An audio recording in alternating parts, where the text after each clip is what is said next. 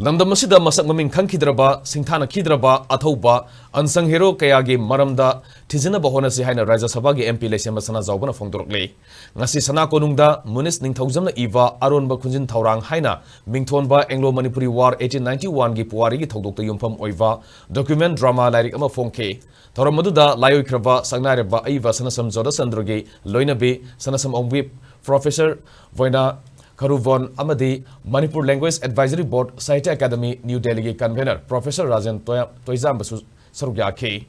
Imphal के palace compound लेबा सना कोनुंग the पांगथोकपा lyric Pong के थरोम द एमपी लेशेम्बा सनाजाओबा मखा तारादुना ngasi gi mirol na leiwa nungsiba matam da haukiba puari amadi ngasi gi oriba lamdam asigi phibam gi matang da mamuta na khangba mathau tai miyam na thoidok hendokna masak khangba leiwa ningba athouba kya da natana masak maming khangkhidraba shingthanakhidraba athouba kya leiri hoji aikoina makhoi gi maram-da thijinbagi tangai fadaba adu lakle haike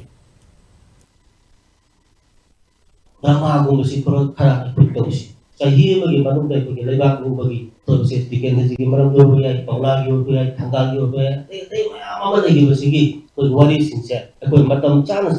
ko drama whole sinse pula ko matam da la sinse to an ba mari ba shi bagi nationalism ni ko la kan ano ba mirol se mari ba shi de halu badi yaron nungsi tawbulabu mari ba shi ba che khangna ei ba sim sapanna khanga nungsi bagi asen ba nationalism che ha bagi matam oleh hajen ni